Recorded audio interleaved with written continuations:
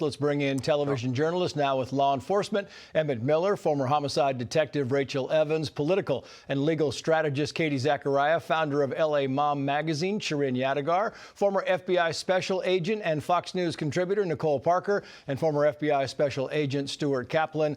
Thank you all for coming on. Stuart, to you first. I want to play a little bit more of this video that Savannah Guthrie posted today, and then I'll get your take on it. Watch this. So I'm coming on just to ask you, not just for your prayers, but no matter where you are, even if you're far from Tucson, if you see anything, if you hear anything, if there's anything at all that seems strange to you, that you report to law enforcement. We are at an hour of desperation, and we need your help.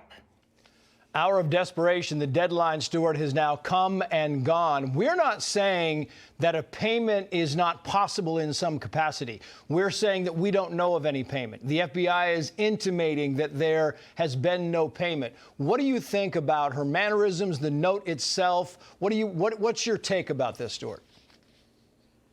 Let me say two things. One is, this is the first time that Savannah Guthrie came out unscripted, not measured, and she spoke, I think, from how she was feeling.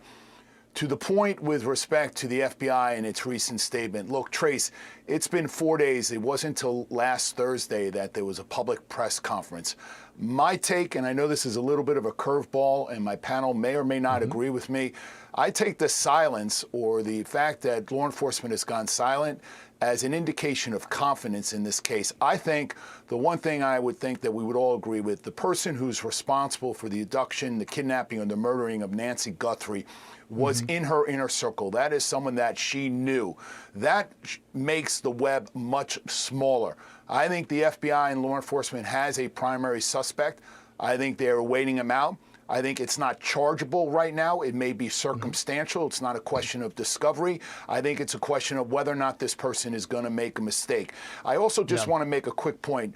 The former deputy director, FBI, Dan Bongino, was on tonight, and he said, and I agree, it is impossible in this day and age to get away with not leaving some digital footprint. The fact that we haven't heard anything, to me, seems less credible. I think the FBI has something. They just are keeping this very, very, very close to the vest. Rachel, 3 points there. I mean, he's talking about the fact that, one, a digital footprint. Two, you see Savannah Guthrie, and he thinks the police department is confident at this point in time. Savannah Guthrie does not appear to be confident at all. She said the family is desperate, and that's the way it looks. How does this whole thing look to you?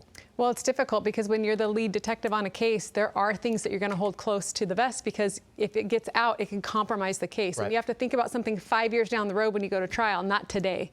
So they may have something, and if they don't, then you can understand her plea. Yeah. It's interesting, Shirin, because you look at her body language and you kind of read this, and as a journalist, and I was kind of looking at this, and you see that she seems less emotional, but more desperate. And she used the word desperate. She didn't appear as emotional as she did in the first couple of, but she does appear to be like, you know, we are at the edge of the cliff here. I mean, it's her mother. All of us can understand what it's like when you think about your mother being kidnapped, 86-year-old mother who lives by herself. She is desperate. We don't know what she knows. Nobody knows except for her and the detectives working on the case. What we do know as Americans is that all of us are invested in this case. All of us are yearning for the moment that we know that her mother is alive, and we are coming together as a community. And honestly, I feel so proud as an American that finally CNN, Fox, NBC, we're all coming together because we just want to help bring her mom home. Yeah, you know, Nicole, the FBI statement, I thought there was a lot of things, and you probably read this 4 or 5 times, a lot of things that kind of jumped out at me. I want to read this part because this part to me, I thought was, you know, the most striking. It leads with, for more than a week, FBI agents, analysts, and professional staff have worked around the clock to reunite Nancy Guthrie with her family. The FBI is not aware of any continued communication between the Guthrie family and suspected kidnappers, nor have we identified a suspect or person of interest in the case at this time. If there is no communication, could there possibly be a payment? Could there possibly be information that they're just not telling us? There could be. And in my opinion, the FBI, like Stuart mentioned, they're going to keep it very tight to the vest. They're not going to be divulging information at this time because they need to continue to gather as much evidence as they can. I believe that they will not be coming forward with anything substantial until they have a person of interest and potentially someone in custody, or until Nancy Guthrie is brought back and returned to her family. And we are obviously not seeing that right now. But again, it goes back to these ransom emails. What was the intention of these emails? If the Guthries were to pay, for instance, and there is no return of Nancy Guthrie, I would say within the next 12 hours or so, again, give or take, and around that time frame, then it's a hoax. Or if the offenders were connected to the ransom emails and there's no return of Nancy Guthrie or a sign of where she might be, then I believe that's a false flag. Either way, we need Nancy Guthrie to be returned to her family, and the FBI and all of law enforcement will not stop until that happens. Yeah, that's exactly right. But again, Emmett, I go back to the FBI thing, and this whole phrase where it comes out and says we have not identified a suspect or person of interest in this case at this time. It's not like the sheriffs have identified somebody and they're not letting on to the FBI. I mean, this seems like it's a blanket statement for all of law enforcement in that area. Seems striking to me. What about you? Well, if you look at it, the whole case has been unprecedented in the sense that we've never really had a kidnapping case that's been given to the media. You know, first they give it to TMZ and they give it to a few local stations that are down in Arizona. Now the second note is being given only to the station in Arizona. Even TMZ doesn't really know what's going on. There's words that are coming from Harvey Levin that are apparently being written in the note. Harvey Levin says the person that wrote the note is possibly very well spoken. Well, we don't know. Maybe they did it through AI. So there are too many unknowns to actually know what's going on, except that we know that they want to get it through Bitcoin, and except that we know that they're very reticent to give any sign of life, which could mean that they're really trying to cover their tracks. Yeah. Meantime, Paul Morrow said the following here. Watch. I don't read anything into the fact that her siblings are not with her this time. It looks to me like this is the first spontaneous video that we've gotten. I would argue that this one likely not coached by the FBI, unlike what we saw in the past. It looks to me like an air of desperation. It really does, Katie, look like she just went out and did this on her own. I mean, she's very good at broadcasting. We know that. She looks like she wanted something out. She wanted something to be out there, and she put it out. I might be a little controversial, but I also know that she also might be saying, we need you, we're desperate, and they have a lead, and they're trying to kind of put it off the tracks. But watching her and really connecting with the audience and saying, if you do have information, we need to corroborate whatever lead there may be. I also think the FBI might have information, which is why they've gone quiet. I tend to agree with Stuart there. And now this is kind of this song and dance until they finally can zero in on their suspect. Yeah, it really is. It's one of those things, Stuart Kaplan, going back to you, a former FBI agent told me that, the whole idea behind ransom, and you probably would agree with this, the whole idea behind kidnappings that he has been involved with is that these ransom notes don't come days later like this. The ransom notes come in hours, and the proof of life comes in hours, and it is repeatedly coming. There is always proof of life because they want whoever is going to pay this to know that there is something valuable in exchange for what you are about to give. 100% accurate. And, 20, 30 years ago, when we didn't have this, technology, you could wait it out. In this day and age, you want to get in and get out as quickly as possible. And again, don't leave any potential digital footprints. The problem also, Trace, quite frankly, is this idea that Nancy Guthrie is going to be turned back over alive and well. Keep in mind, that would be a treasure trove of evidence for the FBI then to go out and try to identify who that person or people were. Male, female, dialect, accent, age, how far did they take her? Trace, in this case, absent someone parachuting into Nancy Guthrie's house and jettisoning out of her house, there would have been digital footprints. The FBI, is deploying technology that has never been deployed in these type of cases before. It's unprecedented. The fact that we're not seeing the FBI front and center, keep in mind just a couple of months ago during the Brown University shooting scenario, we couldn't get away from the FBI getting in front of the podium or local law enforcement. Now all of a sudden we have a major national case with such notoriety we haven't heard from the FBI in front of a podium. That signals to me they got their person. They're just going to play a cat and mouse game. Yeah. What do you think? Do you think they have their person, Rachel? I mean, it seems highly probable because, like, I agree. Like, if you have someone and you're ready to put them in custody, then you have to make sure you have all your ducks in a row before you do that. You have one chance to do it right and to get her back alive. Yeah, that's a good point. Meantime, panel, stand by. Another deadline has come and gone with no persons of interest, no suspects. So let's focus on the timeline of the ransom notes, as well as the messages issued by the Guthrie family. The senior national correspondent, Kevin Corke, live in D.C. with a breakdown. Kevin, good evening. Evening to you, Trace. Given that there have now been multiple deadlines that have been passed, there are new concerns tonight about not just the trajectory of the investigation, but of course the also possible fate for the 84-year-old Nancy Guthrie. The first deadline, as you know, passed Thursday, February 5th, with an alleged ransom calling for a $4 million Bitcoin payment. And while we know little of what may or may not have transpired with respect to negotiation between the family and the elder Guthrie's apparent abductors thereafter, we do know that a second deadline set for February 9th, of course that's today at 5 p.m. local time, has since come and gone. Only this time, we've been led to believe that Guthrie's apparent abductors have asked for a $6 million Bitcoin payment. And while the family remains very hopeful tonight for a safe return, some experienced investigators worry that once the money's been sent, the chances of getting Ms. Guthrie back or that cash might be slim. Once that money is in that wallet, the chances of you ever tracking that money down is slim to none, and slim just left. Bottom line, they need to have proof of life. Meantime, prayers and, of course, the waiting continues tonight, Trace. Kevin Corke, we'll get back to you as the news warrants as well. Thank you. Let's bring back in the panel. Shirin Yadigar, to you first. I mean, what Kevin was saying there, it fascinates me because I want to know, why has there not been a third deadline issued in this? I mean, you're looking at the whole case and you think, is there no third deadline? And so far, no new demand. I know they were asking for $6 million in crypto, but there's been no new demand. There is no new deadline. So unless new information comes out in the next few hours, 24 hours or so, it seems to me like the FBI is right, that the communication has been cut off.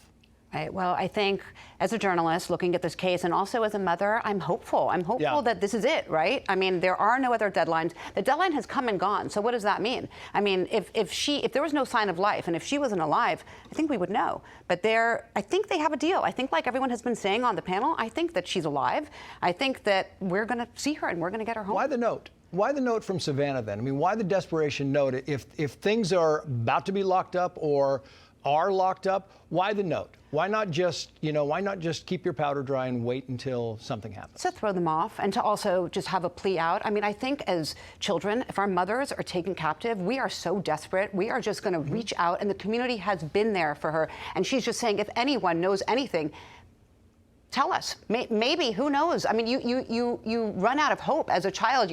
She's dying to see her mother. She's so worried. Yeah, I totally agree. Nicole Parker, to you, I'm just wondering, why would you pay out ransom if you have not gotten proof of life? Would it be your advice? Would it be, something that you would think is unusual? If you have not gotten proof of life, if the FBI is right, then why would you pay the ransom?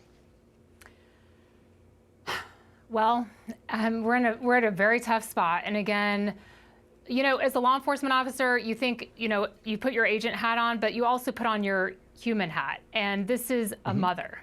And the reason, look, the FBI never makes the decisions. The family makes the decisions on whether or not a ransom would be paid. And the FBI has been very clear about that, right? So they can give a recommendation based on what they see, what they've seen in the ransom emails, how they analyze the statement, things of that sort. But at the end of the day, it's the family's decision. Ultimately, because a family wants their mom. Yeah. That's why. They are desperate. To an individual, $6 million, I've said it before, you cannot put a price tag on a life. And again, maybe this is a legit ransom. Maybe it's a hoax. Maybe it's a false flag. That's up to the family members to decide. If we're going to pay this, we are fully aware that we may put out $6 million and get nothing in return, and the communication goes absolutely silent. But again, that's up to the individual. Everyone has to make their own choice. I feel awful that they are even in this situation in the first place. And if there's any sick individual that is so evil to prey on them in their most desperate moment, that is absolutely disgusting. Emmett, she brings up a great point. Was it a kidnapping, or was it a crime that went bad, or is it a hoax? I think if you're going to do a crime and you go inside of someone's house, you got to know that there's something in there that you want and you're actually going to get your hands on once you get inside. I think it was a kidnapping simply because they didn't know to take the medicine. They were a long period of time between the time that her pacemaker lost contact with her cell phone and the camera was ripped off from the outside. They knew to send the emails. They knew that they wanted Bitcoin. What they don't know is that Bitcoin is traceable on the back end because there are laws in place right now, know your customer, anti-money laundering laws, that make you have to give an ID if you want the money. If you want it turned from Bitcoin back into actual spendable cash, you've got to give an ID. And once you do, they got you. When they went into there's a septic tank in the back. When they went in looking at that, Rachel, did you think, but they're clearly looking for a body, they're looking for something. I mean, homicide detective, that's kind of standard operating procedure. So when you do that, do you think, okay, this investigation has taken a whole new turn? I mean, that's what I thought. But the other thing is, you're in that crime scene, you have one chance to do it right. And so you want to make sure you scour everything, because if you leave something unturned, you leave the family questioning you as a law enforcement officer helping them. Because somebody walked up to you and said, hey, detective, did you guys check the septic tank? Right. Like, you have to check everything. You have to go in with an open mind. You have no idea what the case is going to be, and it'll surprise you who a murder suspect would be. And so you have to go in with a very open mind and be clear-headed and be open to however the case may go. Yeah. It's interesting, Katie, because they had so much information in the first couple of days of this thing. In fact, the sheriff had to walk back some of that information. And a lot of criticism about giving the house back to the family and then retaking the house. And now we've heard crickets. For about 2 or 3 days, we've heard crickets from the local law enforcement. FBI is giving us some trickle of information. But you wonder, we've heard the plausible theory, which is, listen, they're done working. They've got some good leads to go on, and maybe tomorrow's the big day, which, by the way, we're going to be out there live tomorrow with our show, so we'll be able to tell you firsthand. But it seems to me as if that, the information has slowed to a trickle. Well, I think we were watching them overshare, and they opened the crime scene way ahead of when they should have, and that obviously they walked that back, and now I think they're overcorrecting by being incredibly quiet. The FBI, following the timeline, the FBI intervened or stepped in or assisted, I guess would be the better word, right, as they became more quiet. And now the crickets, as I said before, and Stuart pointed out, indicate, I think, they're on to a lead rather than the opposite, that they don't have anything. Though Nanos being at the basketball game and facing scrutiny is absolutely, he should face scrutiny for that. You're the lead investigator on this. And so that, I feel like the local sheriffs have had kind of a dodgeball situation where with the FBI, it's been pretty seamless since they got in. What would you add to that, Stuart? My only point is, and Trace, we've gone over and over again, this idea, and keep in mind, the jumping off point says, and we have worked on the hypothesis that this happened in the wee hours of the morning, sometime after 1 a.m. I'm not so sure that Nancy Guthrie was in the house at 1 o'clock in the morning. She could have been removed from that house or never got back to the house. Again, there's a lot of information that we seemingly are relying upon. Keep this in mind, Trace. Absent the lack of a subscription agreement to these Ring doorbells, anybody going around that house would have to have assumed, in looking for other video cameras, that they themselves would be captured and uploaded into the cloud. Just by removing the Ring doorbell camera does not in and of itself guarantee you have not been caught on that camera. Again, that's a very, very small group, intimate group of any person who would have that information to understand perhaps their mother-in-law, their aunt, the person they look after didn't renew or doesn't have a subscription to a Ring doorbell camera. It leads me to a very identifiable small group of people.